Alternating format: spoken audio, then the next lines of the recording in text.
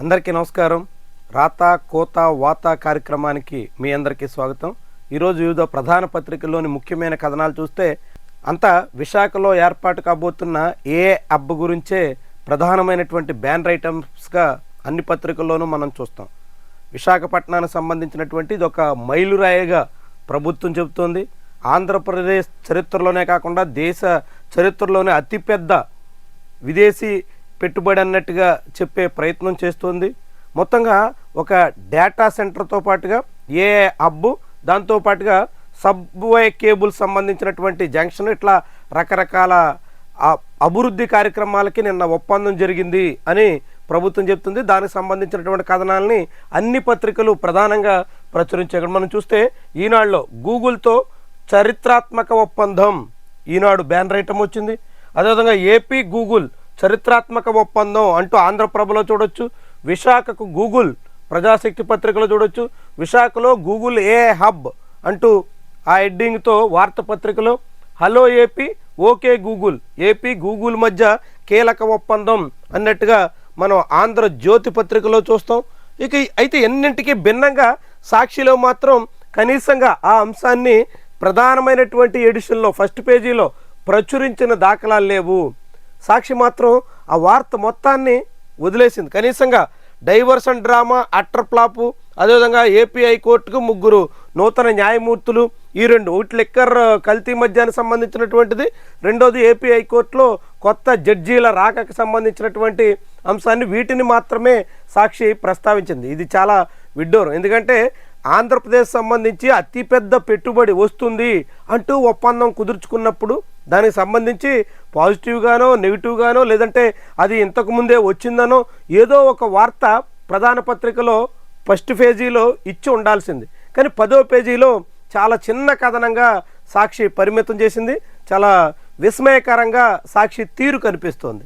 మొత్తంగా అయితే విశాఖలో రాబోతున్నటువంటి ఇన్వెస్ట్మెంట్స్కి సంబంధించి అనేక సందేహాలు ఉన్నాయి. ప్రభుత్వం చాలా ఆడంబరంగా ఇది గూగుల్తో నేరుగా $15 బిలియన్ సంబంధించినటువంటి ఒప్పందం అని చెప్పే ప్రయత్నం చేస్తుంది. కానీ అది పూర్తి వాస్తవం కాదు.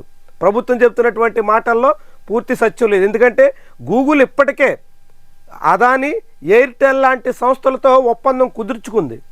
ఆ సంస్థలతో కుదుర్చుకున్నటువంటి ఒప్పందం తర్వాత గూగుల్ ఆంధ్రప్రదేశ్ రాష్ట్ర ప్రభుత్వంతో నిన్న MOU మీద ఒప్పందాలు పూర్తి చేసింది. అంటే ఇప్పుడు డేటా సెంటర్ని అదాని నిర్మించబోతున్నారు. అదాని ఆల్రెడీ విశాఖపట్నంలో ఇప్పటికే డేటా సెంటర్ ఏర్పాటు కోసం స్వయంగా అదాని తనయుడు, అదాని తమ్ముడు ఇద్దరు వచ్చి జగన్మోహన్ రెడ్డి సమక్షంలో అదాని డేటా కాంప్లెక్స్ అనేటువంటిది AI కాంప్లెక్స్ అనే పేరుతో నిర్మాణానికి పూనుకున్నారు, శంకుస్థాపన చేశారు. దానికి సంబంధించినటువంటి భూముల కేటాయింపు జరిగింది. సుమారుగా 190 ఎకరాలని జగన్మోహన్ రెడ్డి హయాంలోనే భూములు కేటాయించారు. అంతకుముందు చంద్రబాబు హయాంలో కూడా అదాని డేటా సెంటర్ పేరుతో 2019లో శంకుస్థాపన చేశారు. కానీ అప్పటికి భూములు కేటాయింపు కానీ ఏమీ జరగలేదు. హడావుడిగా చంద్రబాబే శంకుస్థాపన చేశారు. కానీ జగన్మోహన్ రెడ్డి హయాంలో స్వయంగా అదాని తనయుడు వచ్చి, అదాని సోదరుడు వచ్చి వాళ్ళందరి సమక్షంలో శంకుస్థాపన జరిగింది. ఇప్పుడు ఆ డేటా సెంటర్ నిర్మాణ ప్రక్రియ కొనసాగబోతుంది. కానీ ఇది పూర్తిగా గూగుల్దే అన్నట్టుగా ఒక సెక్షన్ ఆఫ్ మీడియా చిత్రీకరించే ప్రయత్నం చేస్తుంటే రెండో సాక్షి మీడియా మొత్తం ఆ వ్యవహారాన్నే, ఆ వార్తనే వదిలేసింది. ఇది మనం ఈరోజు ప్రత్యేకంగా మాట్లాడుకోవాల్సినటువంటి అంశం. ఇక మిగిలినటువంటి కథనాల జోలికి మనం పోతే ఈరోజు సాక్షి పత్రికలో మనం చూస్తే ఆ సెకండ్ టెస్ట్ లాంఛనంగా ముగిసింది. టీమిండియా వెస్టిండీస్ మీద మరోసారి గెలిచింది. వరుసగా 10 సిరీస్లు గెలవడం ద్వారా సౌత్ ఆఫ్రికాతో సమానంగా ఇప్పుడు వరల్డ్ రికార్డు నమోదు చేసింది. అంటే ఒక దేశం మీద వరుసగా 10 సిరీస్లు గెలిచిన చరిత్రని టీమిండియా నిన్న వెస్టిండీస్ మీద గెలవడం ద్వారా రికార్డు సృష్టించింది. ఇక diversion drama utter flop, A1 Janardhan రావుతో వీడియో కుట్రలు బూమరాంగ్, చౌకబారు వీడియోతో నవ్వులు పాలైన ప్రభుత్వ పెద్దలు. ఈ పిక్కు చంద్రబాబు నాయుడు జయచంద్రారెడ్డికి తంబళ్లపల్లి ఎమ్మెల్యేగా బీఫామ్ ఇస్తున్నటువంటి ఈ టికెట్, పక్కనే ఈ జనార్దన్ రావు A1 అందరూ ఉన్నటువంటి ఈ పిక్ని సాక్షి పత్రిక గడిచిన వారం 10 రోజుల్లో దాదాపు 4వసారో 5వసారో ప్రచురించారు. ఫస్ట్ పేజీలో ఇదే ప్లేస్లో ఈ పిక్ని సాక్షి పత్రిక పదే రోజు ప్రచురిస్తున్నటువంటి తీరు విడ్డూరంగా ఉంది. ఈ ఒక్క పిక్నే ఇదే ప్లేస్లో 4 సార్లు ప్రచురించింది సాక్షి. ఎంత విడ్డూరంగా ఉంచండి. వాస్తవానికి జనార్దన్ రావు తెలుగుదేశం పార్టీ అని, Jayachandra Reddy Telugu Desam party MLA candidate అని, తెలుగుదేశం పార్టీ నేతలే ఈ మొత్తం కల్తీ మధ్య వ్యవహారం నడిపారని, ఇప్పుడు పొలిటికల్గా డ్యామేజ్ అవుతుంది కాబట్టి ఈ కథను మలుపు తిప్పాలని టీడీపీ అధిష్టానం భావిస్తున్నది అనేటువంటి విషయం సామాన్యులకు సైతం ఇట్టే అర్థమవుతుంది. ఎందుకంటే మరి జనార్దన్ రావు విదేశాల్లో ఉన్నప్పుడు ఏవన్ ఆయన హడావుడిగా తీసుకొచ్చి గన్నవరం ఎయిర్పోర్ట్లో ధీమాగా దర్జాగా ఆయన వచ్చి అరెస్ట్ చేస్తే ఆయన ఆ తర్వాత కూడా వీడియో బయటికి వెల్లడైనటువంటి నేపథ్యంలో మరి జయచంద్రారెడ్డిని ఎందుకు అరెస్ట్ చేయట్లేదు, ఆయన ఎందుకు తీసుకురావట్లేదు, ఆయన్నే మీద లుక్అవుట్ నోటీసులు ఎందుకు ఇవ్వట్లేదు? ఇవన్నీ ప్రశ్నలు కదా. జయచంద్రారెడ్డిని ఇప్పటి వరకు టీడీపీ నాయకత్వం ఎందుకు కాపాడుతుంది అంటే ఈ కేసుని పక్కదారి పట్టించాలని, వైఎస్ఆర్సీపీ మెడకు చుట్టాలని చాలా యథేచ్ఛగా ప్రయత్నిస్తున్నటువంటి విషయం తెల్లమవుతోంది. అయినా దీన్ని ఇంకా సాక్షి పత్రిక దానికి సంబంధించినటువంటి కథనాన్ని ఇస్తుంది. అడ్డంగా దొరికిపోయి అడ్డగోలుగా దుష్ప్రచారం చేస్తున్నారు, నకిలీ మద్య వ్యవహారంలో చంద్రబాబు ఉక్కిరిబిక్కిరవుతున్నారు, ఎటూ పాలుపోక వైఎస్ఆర్సీపై నిందలకు కుట్ర పన్నుతున్నారు అంటూ ఈ కథనాన్ని ఇచ్చింది. ఇక ఆరోగ్యశ్రీ ఆగి మంచం మీద రోగి, నెల రోజులుగా చోద్యం చూస్తున్న చంద్రబాబు సర్కారు. చాలా విడ్డూరం అండి. ప్రభుత్వం తీరు అత్యంత ఘోరం, దయనీయం. ఎందుకంటే ఆరోగ్యశ్రీ లేకపోతే సామాన్యుడు ఈరోజు ఆసుపత్రికి వెళ్తే వైద్యం అందకపోతే ఎంత విలువెల్లాడతాడో, అత్యవసర పరిస్థితుల్లో ఎంతగా సతమతమవుతారో అది చంద్రబాబుకు అర్థం కాకపోవచ్చు, వైద్యారోగ్య శాఖ మంత్రి సత్యకుమార్కి పట్టకపోవచ్చు. కానీ రాష్ట్ర వ్యాప్తంగా వేలాది మంది రోగులు రోజు అనేక రకాలుగా అల్లాడిపోయే పరిస్థితి వస్తుంది ఈ ఆరోగ్యశ్రీ వల్ల. ఇది ఆగిపోయి మొన్న 10వ తారీఖు నుంచే ప్రైవేట్ నెట్వర్క్ హాస్పిటళ్ళన్నీ వైద్య సేవలన్నీ పూర్తిగా నిలిపేశాయి. ఇక పిహెచ్సిల్లో ప్రభుత్వ ఆసుపత్రుల్లో డాక్టర్లు చాలా 15-20 రోజులుగా సమ్మెలో ఉన్నారు. అంటే ఒకవైపు ఏమో పిహెచ్సి డాక్టర్లు సమ్మె చేస్తారు, రెండో వైపు ఏమో నెట్వర్క్ ఆసుపత్రులు వైద్య సేవలు అందించబోమని చెప్తారు. మొత్తంగా ఆంధ్రప్రదేశ్లో ఆరోగ్య పరిస్థితి చాలా ఆందోళనకరంగా ఉంది. కానీ ప్రభుత్వానికి పట్టుతున్న దాఖలాలు లేవు. అసలు చంద్రబాబు సర్కార్కి ఇది ఏమన్నా ఇది విషయంగా కనిపిస్తోందా? ప్రజల ఆరోగ్య సమస్యలు తీవ్రతరం అవుతున్నటువంటి తరుణంలో వాళ్ళని మనం ఆదుకోవాలి, అండగా ఉండాలి అనే సో ఏమైనా ఉందా అనే సందేహం కలుగుతుంది. ఇలాంటి సమయంలోనే చాలా దారుణమైనటువంటి తీరుతో రాష్ట్ర ప్రభుత్వం సాగుతుంది. సరిగ్గా ఇది ఆరోగ్య సమస్య మీదే.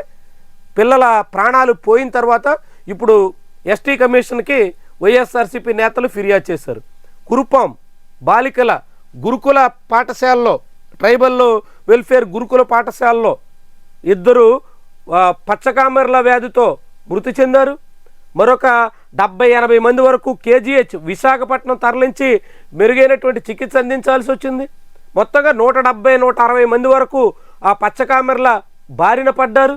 ఇంత తీవ్రమైనటువంటి సమస్య, ఆరోగ్య సమస్యలు రాష్ట్ర వ్యాప్తంగా కనిపిస్తుంటే ప్రభుత్వానికి ఆరోగ్యశ్రీ సేవలు పునరుద్ధరించాలని, పల్లెల్లో పిహెచ్సి వైద్యాన్ని తిరిగి గాడిలో పెట్టాలని ఏ కోసాన ఉన్నట్టు కనిపించట్లేదు. ఇక సాక్షి ప్రసారాల నిలిపివేతపై సుప్రీంకోర్టు సీరియస్. దీనిపై ప్రభుత్వం సమాధానం ఇవ్వాల్సిందేనని స్పష్టీకరణ. రాష్ట్ర ప్రభుత్వం కౌంటర్ దాఖలు చేయకపోవడంపై ధర్మాసనం తీవ్ర అసహనం. వెంటనే పూర్తి వివరాలతో కౌంటర్ దాఖలు చేయాలని ఆదేశం. ఆంధ్రప్రదేశ్లో అనేక చోట్ల సాక్షి మీడియా ఛానల్ ప్రసారాల్ని చంద్రబాబు ప్రభుత్వం వచ్చిన తర్వాత నిలిపివేశారు. ఆంధ్రప్రదేశ్లో ప్రభుత్వం మారిన తర్వాత కొన్ని ఛానళ్ళు నిలిపివేయడం ఆనవాయితీగా వస్తుంది. దీన్ని 2014లో అధికారంలోకి వచ్చిన చంద్రబాబు మొదలుపెట్టారు. ఆయన హయాంలోనే మొదట సాక్షి, ఆ తర్వాత ఎన్టీవీ ఇలాంటి ఛానళ్ళన్నీ నిలిపేసే ఆనవాయితీ మొదలైంది. దాన్ని జగన్మోహన్ రెడ్డి కొనసాగించి ఆయన వచ్చిన తర్వాత మరికొన్ని ఛానళ్ళు ఏబిఎన్, టీవీ5 ఇలాంటి ఛానళ్ళు నిలిపేసే ప్రయత్నానికి పూనుకున్నారు. ఇప్పుడు మళ్ళీ చంద్రబాబు వచ్చి సాక్షి ప్రసారాలు, ఇంకొన్ని ఛానళ్ల ప్రసారాలు నిలిపేసేదానికి ప్రయత్నం చేశారు. అనేక వివాదాలు జరిగాయి. ఇప్పుడు ఈ వ్యవహారం సుప్రీంకోర్టు వరకు వెళ్ళింది. ప్రభుత్వాలు తమ గిట్టని ఛానళ్ళని నిలిపేస్తామని, ప్రసారాలు చేయకుండా ఆపేస్తామని మరి ఏం సాధిస్తారో ఏందో దీనివల్ల వాళ్ళకేం అర్థం కాదు. ఇక ఓ మై గోల్డ్, సామాన్య మధ్యతరగతి వర్గాల్లో నిరాశ, ఆందోళన. కొండెక్కిన కనకం 1,30,000 రూపాయలు చేరిపోతే తులం బంగారం ఇక సామాన్యుడు కొనేదెట్లా? చాలా ఆందోళనకరమైనది. ఇంకా పెరుగుద్ది, దాదాపు 3 లక్షలు కూడా చేరుకునే అవకాశం ఉంటుంది రాబోయే 3-4 ఏళ్లలో అని మార్కెట్ అంచనా వేస్తుంది. ఎందుకంటే ప్రపంచవ్యాప్తంగా డాలర్కి అనేక రకాల అవస్థలు ఏర్పడుతున్నాయి. డీడాలరైజేషన్ ప్రక్రియకు అనేక దేశాలు పూనుకుంటున్నాయి. దాంతో డాలర్కి బదులుగా బంగారం నిల్వలు పెంచుకునే ప్రయత్నాల్లో అనేక దేశాలు ఉన్నాయి. డాలర్ రిజర్వ్ చేసుకోవడం ఇంతకాలంగా సంపద, ఇప్పుడు డాలర్ కాదు బంగారం నిల్వ చేసుకోవడం ప్రయోజనం శ్రేయస్కరం అని అనేక దేశాలు ఆలోచిస్తున్నాయి. దాంతో ఇప్పుడు బంగారం డిమాండ్ పెరిగింది. డిమాండ్ తగ్గట్టుగా ధర ఆకాశాన్ని అంతే రీతిలో సాగుతుంది. బంగారంతో పాటు వెండి కూడా అందనంత ఎత్తుకు ఎదిగిపోతుంది. ఇక సచివాలయ ఉద్యోగులకు మద్యం షాపుల ఫోటోలు తీసే బాధ్యత 2020-21 కాలంలో కరోనా సమయంలో నర్సీపట్నంలో మొన్న అంత పెద్ద వివాదం జరిగిన నర్సీపట్నంలోనే లిక్కర్ షాపు దగ్గర అనకాపల్లి జిల్లాలో టీచర్లని డ్యూటీలు వేశారు. చాలా పెద్ద వివాదం అయింది. టీచర్లకి పాఠాలు చెప్పే పంతుళ్లకు మద్యం షాపుల దగ్గర డ్యూటీలు వేస్తారా అంటూ జగన్మోహన్ రెడ్డి ప్రభుత్వం చాలా బదనామైంది. ప్రభుత్వం చాలా తీవ్రంగా అబాసుపాలైంది. ఇప్పుడు చంద్రబాబు సర్కారులో టీచర్లు కాదు కానీ పంచాయతీ సచివాలయ సిబ్బందిని లిక్కర్ షాపుల దగ్గరికి వెళ్ళి మొత్తం ఆ బ్రాండ్స్ ఫోటోలు తీయడం అవన్నీ ప్రచురించడం వీటి పని చేసే ప్రయత్నంలో ఉన్నట్టుగా కనిపిస్తుంది. ఆ ఇద్దరు జడ్జీలు వెనక్కి మొత్తం 3 జడ్జీలు కొలీజియం సిఫార్సుల మేరకు ఆంధ్రప్రదేశ్ హైకోర్టుకి వస్తున్నారు. అందులో justice D Ramesh, justice Manavendranath Roy వీళ్ళిద్దరూ ఏపీకి చెందినటువంటి అడ్వకేట్స్ జడ్జెస్. ఈయన మానవేంద్ర రాయ్ అయితే ఆంధ్రప్రదేశ్లో హైకోర్టు ఏర్పాటు చేసిన తర్వాత తొలిసారిగా నియమితులైనటువంటి న్యాయమూర్తి ఆయన 2020-19 ఆ కాలంలో ట్రాన్స్ఫర్ అయ్యారు. ఇప్పుడు మళ్ళీ తిరిగి ఏపీ హైకోర్టుకి వస్తున్నారు. Justice Manavendra Roy, justice D Ramesh తిరిగి ఏపీ హైకోర్టుకు బదిలీ. కలకత్తా హైకోర్టు నుంచి జస్టిస్ సుబేందు కూడా వస్తున్నారు. కొలీజియం సిఫార్సు రాష్ట్రపతి ముర్ము ఆమోదం, కేంద్ర న్యాయశాఖ నోటిఫికేషన్ జారీ. ఇక దీనికి సంబంధించినటువంటి గూగుల్ కథనాన్ని మనం ఇక్కడ పైన చూడొచ్చు. జోగి జనార్దన్ మధ్య లెక్కర్ లింకే, మధ్యమే కలిపింది ఇద్దరిని. ఆంధ్రజ్యోతి చాలా తపన పడుతుంది. ఏదైనా ఈ కేసుని ఏదో రకంగా వైఎస్ఆర్సీపీకి చుట్టాలి, వైఎస్ఆర్సీపీ వాళ్లే అని జనం అనుకునేలా చేయాలి, వైఎస్ఆర్సీపీ వాళ్లే ఈ కథ అంతా నడిపారని పబ్లిక్ అంతా భావించేలా చూడాలి అనేటువంటి సంకల్పంతో ఉన్నట్టు కనిపిస్తుంది. కానీ ఇప్పటికే అది టీడీపీ సర్కారు వారి అండతో సర్కారు పెద్దల కనుసన్నల్లో సాగుతున్నటువంటి విషయంగా సామాన్యుడికి సైతం ఇట్టే అర్థమవుతుంది. ఎందుకంటే అంత పెద్ద లిక్కర్ దందా నడిపించాలంటే తంబళపల్లిలో లిక్కర్ తయారు చేసి విజయవాడ వరకు తరలించి విజయవాడలో బాటిలింగ్ చేసి ఆ విజయవాడ నుంచి మొత్తం అనేక ప్రాంతాలకి లిక్కర్ కల్తీ మద్యం సరఫరా చేసేటంత స్వేచ్ఛ ఆయా జనార్దన్ రావు, జయచంద్రారెడ్డి లాంటి వాళ్ళకి వచ్చిందంటే ఎవరెవరు అండ ఉంటుందో, ఎవరెవరు ఆశీస్సులతో జరుగుతుందో, ఎవరెవరి పూర్తి స్థాయి సపోర్ట్ లేకుండా సాగుతుందో ఇట్టే ఎవరికైనా అర్థమవుతుంది. ఈ రోజుల్లో మండల స్థాయిలో ఒక పోలీస్ స్టేషన్కి వెళ్ళి ఎస్ఐతో ఒక పని చెప్పించుకోవాలంటే అధికార పార్టీ నాయకుల మాట నడుస్తుంది. అధికార పార్టీ నేతలు చెప్తేనే ఎఫ్ఐఆర్ వేస్తున్నారు. ఒక ఎంఆర్ఓ ఒక పత్రం మీద ఒక సర్టిఫికేట్ మీద సంతకం పెట్టాలంటే అధికార పార్టీ నాయకుడు రికమెండ్ చేయాల్సి వస్తుంది. ఇట్లా ఒక మండల స్థాయిలో అన్ని వ్యవహారాలు అధికార పార్టీ నేతల కనుసన్నల్లో సాగుతున్నటువంటి తరుణంలో ఇంత పెద్ద లిక్కర్ దందా, ఇంత పెద్ద కల్తీ మద్యం అధికార పార్టీ వాళ్ళకి సంబంధం లేకుండా జోగి రమేష్, జనార్దన్ రావు కలిపి చేసేసారట. ఇట్లా మనం నమ్మాలట ఇదంతా. ఇక మల్లోజుల వేణుగోపాల్ లొంగుబాటు, గచ్చిరోలి పోలీసులు ఎదుట లొంగిపోయిన మావోయిస్ట్ అగ్రనేత, ఆయనతో పాటుగా మరొక 60 మంది, 54 ఆయుధాలు అప్పగింత. నక్సలైట్ల ఉద్యమంలో మల్లోజులది 45 ఏళ్ల ప్రస్థానం. పార్టీ సిద్ధాంతకర్తగా, బాహ్య ప్రపంచంతో సంధానకర్తగా పేరు. ఆపరేషన్ కగార్ నేపథ్యంలో మారిన వైఖరి, సాయుధ పోరు వదిలేద్దామని మల్లోజుల ప్రతిపాదన లేక, కానీ ఆయన ప్రతిపాదనని మావోయిస్ట్ నాయకత్వం తిరస్కరించింది. దాంతో ఆయన పార్టీని వీడి బాహ్య ప్రపంచంలో పోలీసుల ముందు లొంగిపోయినటువంటి తీరు నిన్న మనం చూసాం. ఇక సరస్వతి పవర్ కేసులో జగన్కు ఎదురుదెబ్బ. ఎన్సీఎల్టీ ఆదేశాలపై చెన్నై అప్పీలేట్ ట్రిబ్యునల్ స్టే. వాదనలు పూర్తయ్యే వరకు షేర్ హోల్డర్ హక్కులు వినియోగించుకోవద్దు. ఇరుపక్షాలకు స్పష్టం చేసిన ఎన్సీఎల్ఏటీ ధర్మాసనం. ఎన్సీఎల్టీలో జగన్మోహన్ రెడ్డి, ఆయన భార్య భారతిరెడ్డి ఇద్దరు ఫిర్యాదు చేశారు. వాళ్ళిద్దరు ఫిర్యాదుకు తగ్గట్టుగా తీర్పు వచ్చింది. ఇప్పుడు ఆ తీర్పుని విజయమ్మ అప్పీల్ చేశారు. అప్పీలేట్ అథారిటీ విజయమ్మకు అనుకూలంగా ఎన్సీఎల్టీ ఇచ్చినటువంటి తీర్పు అమలు చేయొద్దు అంటూ స్టే ఇచ్చింది. దాంతో ఈ వ్యవహారం మరికొద్ది రోజుల పాటు సాగబోతోంది. సరస్వతి పవర్లో జగన్మోహన్ రెడ్డి ఆయన భార్య పేరు మీద వచ్చినటువంటి షేర్లని విజయమ్మకు బదిలీ చేశారు. విజయమ్మ ఆ షేర్లు షర్మిలకు అప్పగిచ్చే ప్రయత్నాన్ని జగన్మోహన్ రెడ్డి, భారతిరెడ్డి అభ్యంతరం పెట్టారు. దాంతో ఈ వివాదం ముదురుతోంది. తల్లి కొడుకు మధ్య వివాదం, తల్లి అదేవిధంగా చెల్లి కలిసి తనయుడి మీద పోరాటం ఇవన్నీ చాలా రకాలుగా వైఎస్ఆర్ కుటుంబంలో ఈ వివాదం మరికొన్ని మలుపులు మరికొన్నాళ్ళ పాటు సాగబోతున్నట్టుగా మనం చెప్పాల్సి ఉంటుంది. ఇక రాష్ట్ర ప్రభుత్వం దర్యాప్తు చేయకుంటే మీరే విచారణ చేపడతారా? సుప్రీంకోర్టు ఈడీని చేవాట్లు పెట్టింది. తమిళనాడులో జరిగినటువంటి వ్యవహారం మీద నేరుగా ఈడీ రంగంలోకి దిగి దర్యాప్తుకు పూనుకోవడం మీద సుప్రీంకోర్టు సీరియస్ అయింది. మిథున్ రెడ్డి ఇళ్లలో సిట్టు సోదాలు, తిరుపతి హైదరాబాద్లోని పిఎల్ఆర్ కార్యాలయాల్లో తనిఖీలు, మిథున్ తల్లి పిఎల్ఆర్ డైరెక్టర్లను తిరుపతిలో ప్రశ్నించిన సిట్, లిక్కర్ స్కామ్లో ఆ సంస్థకు నిధుల బదిలీపై విచారణ, నాడు పిఎల్ఆర్ ప్రాజెక్ట్ ఎండీగా మిథున్ తల్లి స్వర్ణలత ప్రశ్నించారు. మరి ఏం ఆధారాలు సేకరిస్తారో చూడాలి. సిట్టు లిక్కర్ స్కామ్లో వైఎస్ఆర్ హయాంలో జరిగినటువంటి వైఎస్ జగన్ పాలనలో జరిగినటువంటి స్కామ్ గురించి చాలా ప్రయత్నాలు చేసింది, అనేక రకాలుగా శోధించింది, అనేక విచారణలు చేసింది. కానీ ఇప్పటి వరకు ఏమీ పట్టినట్టు దాఖలాలు లేవు. కొండను తవ్వినా ఎలుకను కూడా పట్టినట్టు ఆనవాళ్ళు లేవు. మరి ఇప్పుడైనా ఈ వ్యవహారంలో ఏవైనా పూర్తి స్థాయి ఆధారాలు సేకరిస్తారా? ఆ లిక్కర్ స్కామ్లో ఎటువంటి ఆధారాలు లేవని ఏసీబీ కోర్టు వెల్లడించినటువంటి తరుణంలో ఈ కేసులో ఇప్పుడు జరుగుతున్నటువంటి సోదాలతోనైనా ఏవైనా కొలిక్కొస్తుందా చూద్దాం. నిర్లక్ష్యపు పునాదులు చూడండి, 30 కోట్ల రూపాయలు నేలపాలు. సిఆర్డీఏ పరిధిలోని విద్యుత్ లైన్ల మార్పుతో నష్టం. 400 kV లైన్ల మార్పులకు 2018లో ప్రారంభమైన పనులు. అంటే చంద్రబాబు హయాంలో 2018లో ఈ పునాదులు వేసినటువంటి ఈ లైన్లు పునాదులు వేసి 400 kV హెచ్టీ లైన్లు మార్చాలని ప్రయత్నం చేశారు. కానీ ఇప్పుడు తీరా అలైన్మెంట్లో భారీగా తప్పులు జరిగి ఇప్పుడు ఆలస్యంగా అధికారులు గుర్తించడంతో 2024లో మళ్ళీ టెండర్లకు పిలిచి పునాదుల దశలో చేసినటువంటి ఖర్చు అంతా వృధా అవుతుంది. 15 టవర్లు నిర్మించారు, 30 కోట్ల రూపాయలు ఖర్చు చేశారు. ఇప్పుడు అదంతా వేస్ట్. అంటే అమరావతిలో వృధా ఖర్చు. రాష్ట్ర ప్రభుత్వం పూర్తి స్థాయిలో సమర్థవంతంగా సాగకపోవడం వల్ల ఎన్నెన్ని కోట్ల రూపాయలు ఎలా ఖర్చు అవుతున్నాయో చూడవచ్చు. మొన్ననే లేని పక్షి, ఉనికిలో లేని పక్షిని కాపాడేదానికోసం అంటూ ట్రాన్స్కో కోట్ల రూపాయలు ఖర్చు చేసినటువంటి ఉదంతం వెలుగులోకి వచ్చింది. ఇప్పుడు అవసరం లేనటువంటి రీతిలో అలైన్మెంట్ సరిగా అర్థం చేసుకోకుండా పూర్తి స్థాయిలో పకడ్బందీగా పనులు చేయకుండా 30 కోట్ల రూపాయలు బూడిదలో పోసిన పన్నీర్ అన్నట్టు ఎంత అయింది చూడండి, ఎట్ట అయింది చూడండి. ఇది బ్యాంకుల్లో చెక్కుల క్లియరెన్స్ కష్టాలు, కస్టమర్ల సహనాన్ని పరీక్షిస్తున్న సిటిఎస్, దేశవ్యాప్తంగా నిలిచిపోయిన లక్షల కోట్ల లావాదేవీలు, సాఫ్ట్వేర్ అప్డేట్ కాకపోవడమే కారణమంటున్న బ్యాంకులు. ఎలాంటి పరిస్థితిని చూడండి. చెక్ ఉంటే తప్ప బ్యాంకుల్లో విత్డ్రా చేయకూడదు అన్నట్టుగా మార్చి ఇప్పుడు ఆ చెక్కుల క్లియరెన్స్కేమో జనాన్ని సతమతం చేసే పరిస్థితి వస్తుంది.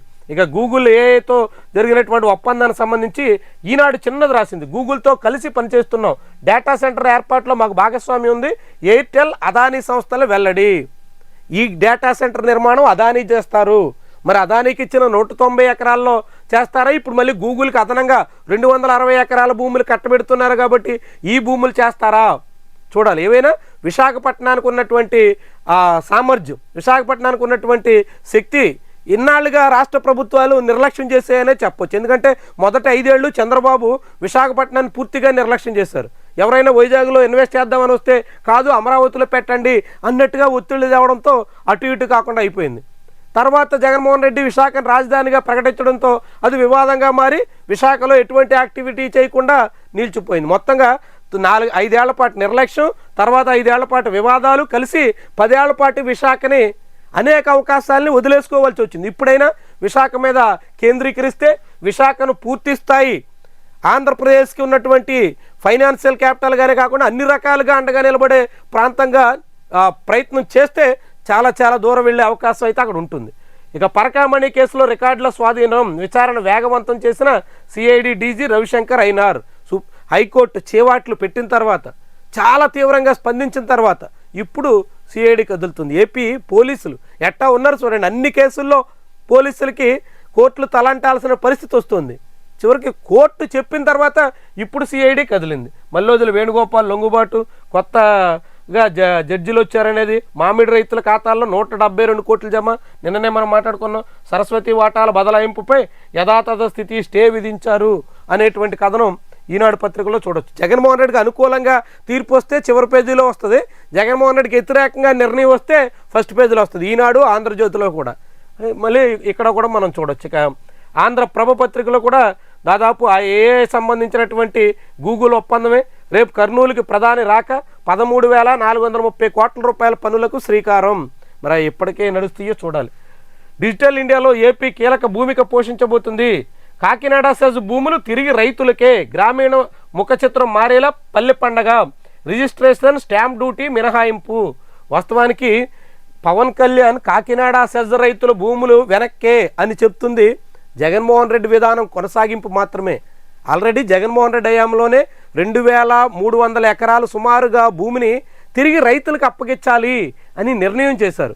ఎందుకు అప్పగించాలనుకున్నారంటే వాస్తవానికి ఆ సెజ్కి కేంద్ర ప్రభుత్వం కేవలం 2,600 ఎకరాలకు మాత్రమే అనుమతి ఇచ్చింది. కానీ 10,300 ఎకరాల భూమిని సేకరించేశారు. ఆ 10,300 ఎకరాల్లో సుమారుగా 2,500 ఎకరాల భూములను రైతులు ఇవ్వడానికి నిరాకరించారు. అమరావతిలో ఏ రీతినైతే కొంతమంది రైతులు ల్యాండ్ పూలింగ్లో భూములు ఇవ్వడానికి ససేమిరా అన్నారో సరిగ్గా అదే స్థితిలో కాకినాడ సెజ్లో కూడా చాలామంది రైతులు దాదాపు 2,000 మంది వరకు రైతులు 2,500 ఎకరాల వరకు భూమి ఇచ్చేదానికి నిరాకరించారు.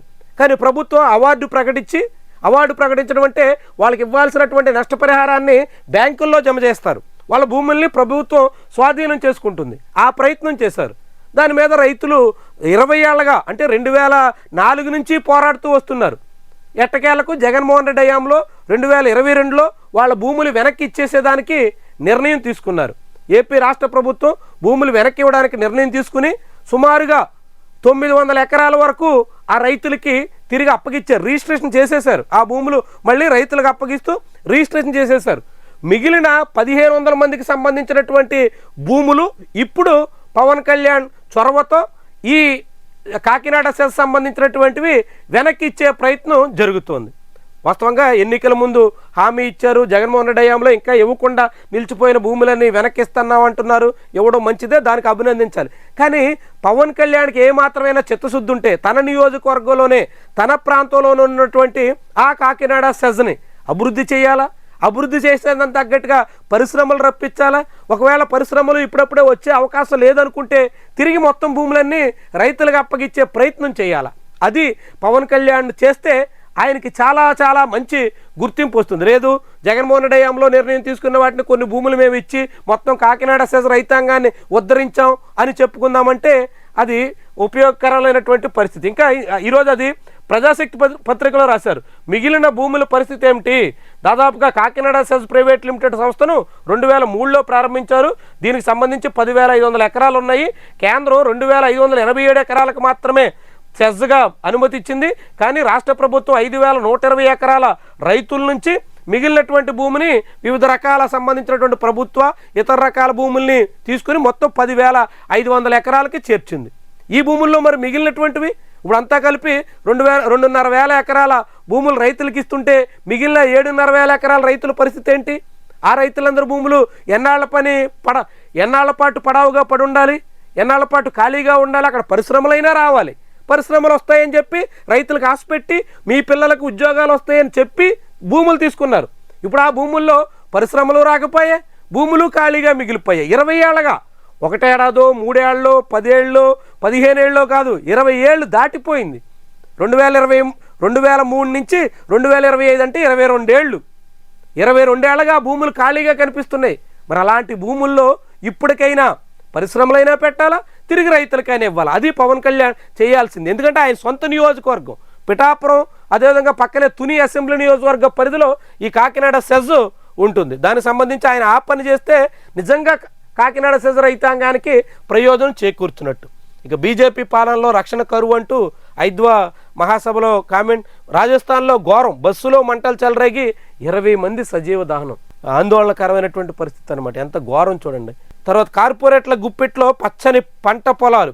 కర్నూలు జిల్లాలో ఇప్పటికే 20,000 ఎకరాలు వారి చేతుల్లోనే ఉన్నాయి. మరో 15,000 ఎకరాలు కట్టబెట్టే దానికోసం ప్రభుత్వ సన్నాహాలు. సోలార్ పరిశ్రమ పేరుతో బలవంతంగా సేకరిస్తున్న కర్నూలు జిల్లా ఆలూరు మండలం మునేకుర్తి గ్రామంలో పత్తి సాగు చేసిన భూమి. రైతులు పంట పండించుకునేటువంటి భూములన్నింటినీ సోలార్ ప్రాజెక్టులు పెడతాం, ఇంకో పవర్ ప్రాజెక్టులు పెడతాం, రకరకాల పేరుతో భూములన్నింటినీ కార్పొరేట్లు కట్టబెడుతున్నారు అనే కథనాన్ని ఇక్కడ మనం చూడొచ్చు. గాజాలో ఆగని నరమేధం. తాజా కాల్పుల్లో 9 మంది మృతి. గాజాలో శాంతి వెల్లువిరిచిందని శాంతి చర్చలు ఫలప్రదమయ్యి తిరిగి మళ్ళీ అక్కడ సాధారణ పరిస్థితి వస్తుందని ఆశిస్తే ఇప్పుడు మళ్ళీ గాజాలో ఇజ్రాయెల్ ప్రోత్సాహంతో ఇప్పుడు గాజా వాసుల మధ్య తగాదాలు నడుస్తున్నాయి.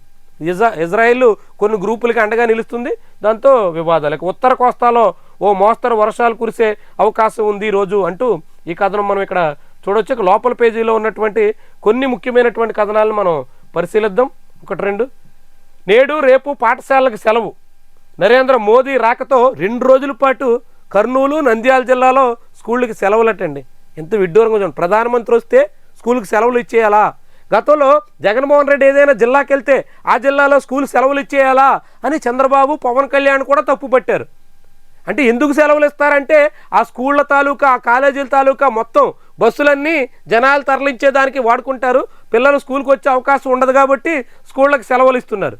ఇది సరిగ్గా జగన్మోహన్ రెడ్డి హయాంలో సీఎం సభలు జరిగితే ఇప్పుడు ఎన్డీఏ పాలనలో పీఎం మీటింగుల పేరుతో జరుగుతుంది. ఇప్పటికే ఆర్టీసీ బస్సులన్నీ కర్నూలుకి తరలించారు. అక్కడ ఇప్పుడు అనేక రకాల సమస్యలు రాష్ట్రం అంతా జనం ఎదుర్కోవాల్సి వస్తుంది. ఇప్పుడు స్కూళ్ళు కూడా సెలవిచ్చి కాలేజీలు, స్కూళ్ళు, బస్సులు. ఇక నిన్న గూగుల్తో ఒప్పందం సంబంధించినటువంటి సమావేశానికి మీరు రావద్దు అంటూ మీడియాపై ఆంక్షలు. సాక్షి, TV9, 10 టీవీ ఇలాంటి మీడియా సంస్థల్ని రావద్దని బయటే నిలిపేశారట. ఎంత విడ్డూరంగా చూడండి. ఇక పీఎం సభకు కమర్షియల్ టార్గెట్లు. ప్రధాన సభకు వ్యాపారులను తరలించాలని కమర్షియల్ ట్యాక్స్ అధికారులకు ఆదేశాలు. ఉమ్మడి కృష్ణా జిల్లా నుంచి 2000 మంది వ్యాపారులని తరలించాలని ఆదేశాలట. చూడండి, ఇక్కడి నుంచి అక్కడికి. దీనికి సూపర్ GST ప్రచారానికి 45 కోట్ల రూపాయల ఖర్చు.